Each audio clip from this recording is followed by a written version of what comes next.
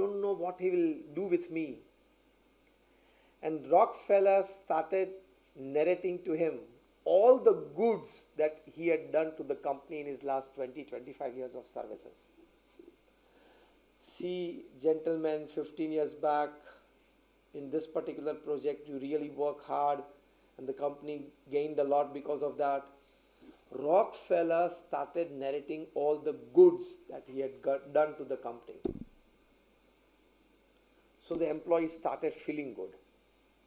After narrating such 5 to 7 stories, Rockefeller said that the amount of experience that you carry in your particular department in my company and the amount of time that my company and I and my seniors have spent on you and the amount of resources that I see in you to give back to the company if I give you one more chance is too much against just a small $2 million loss that the company has incurred because of your decision. It doesn't stand in front of my eyes. Then he says,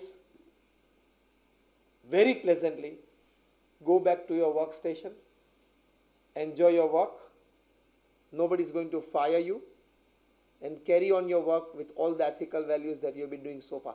The employee was in tears. He broke down.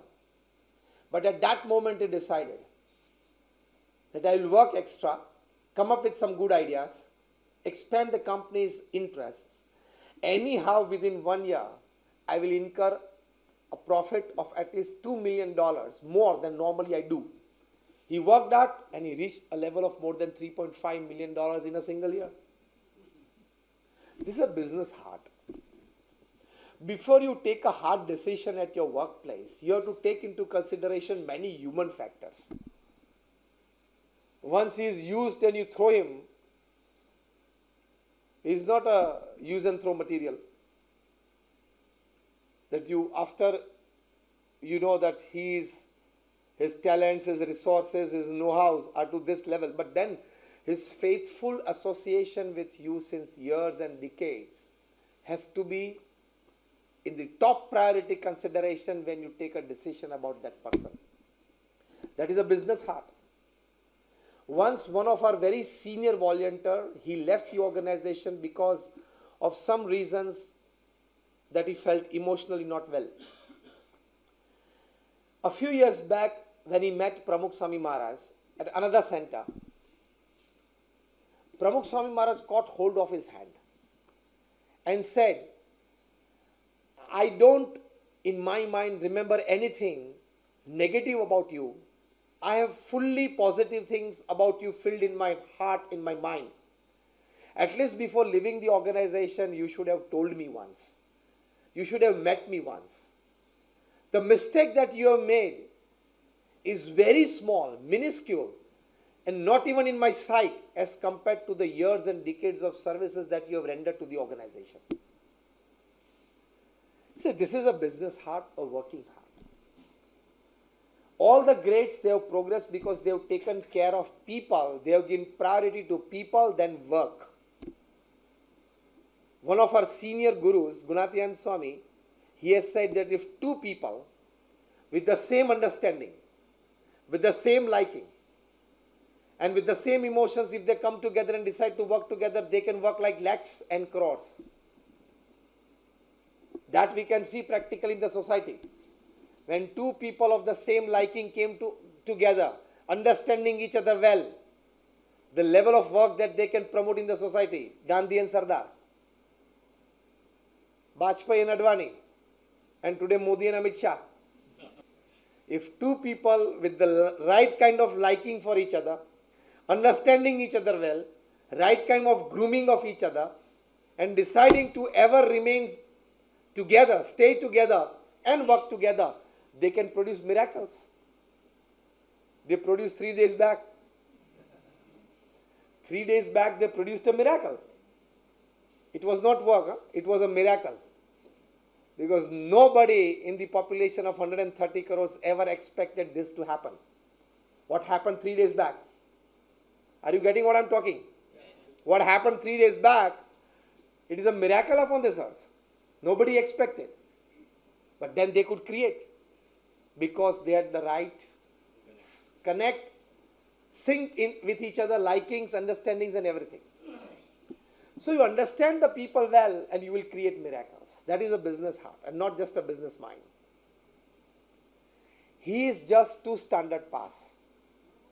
He took Diksha when he was just 12 or 13 years old, way back in 1970. First, proactive. Second, begin with the end in mind. Third, putting first things first.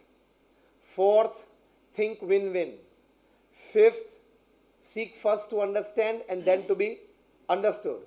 Sixth, synergy. And seventh, sharpen the saw. This 7 habits is a combination of a business mind and a business heart. Now, certain common traits that we need to develop. These are the highest ideals. But practically, common traits at your business place and your workplace, where you include your heart with your mind. Because the heart has reasons of its own which the head can never understand. I give you a very simple example. Once J.D. Rockefeller, the first dollar billionaire upon this earth. Today the Rockefeller Foundation is very huge in New York.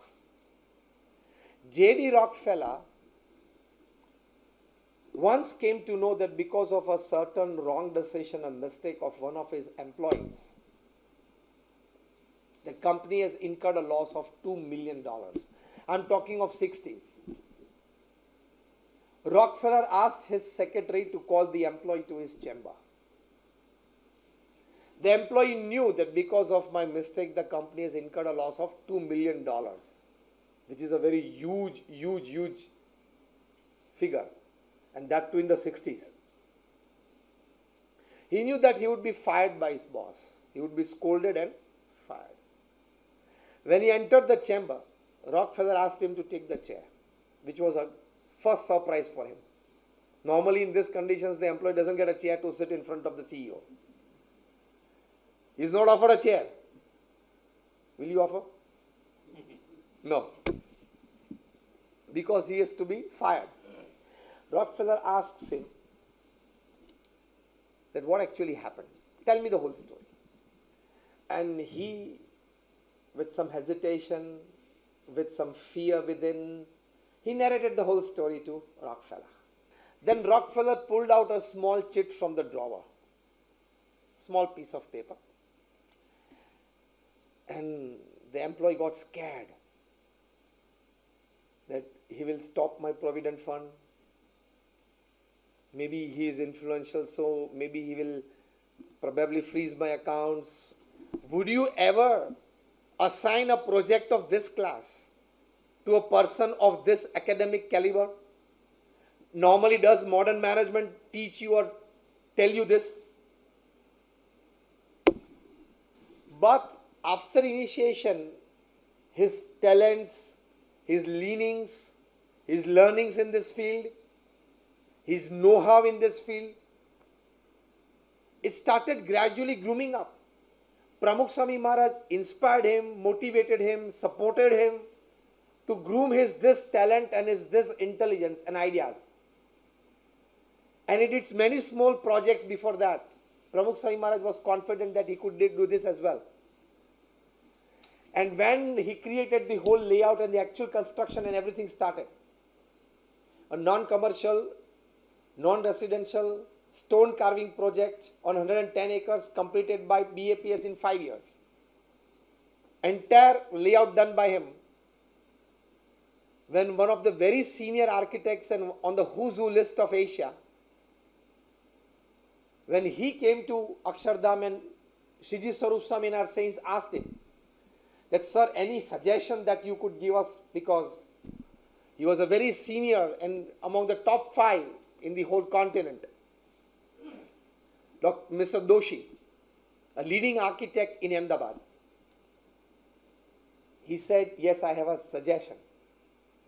And the saints and our team, Akshardham team, they felt elated. They felt happy that a class of Mr. Doshi is taking interest to this level, and he has a suggestion after going around the whole campus. And says, sir, sir, you are welcome. And Mr. Doshi said, my suggestion is, don't ask for suggestion to anybody. My suggestion to you today, standing at this place at the center of this Akshardham campus, when it was under construction, I'm talking of 2001 or 2. My suggestion is, don't ask for any suggestion to anybody. Forget me. And he was surprised, sir, why? It is so beautifully done. Mr. Doshi has traveled to more than 100 countries. He knows such hundreds of projects. He said, it is so beautifully done. I would suggest don't ask for any suggestion to anybody.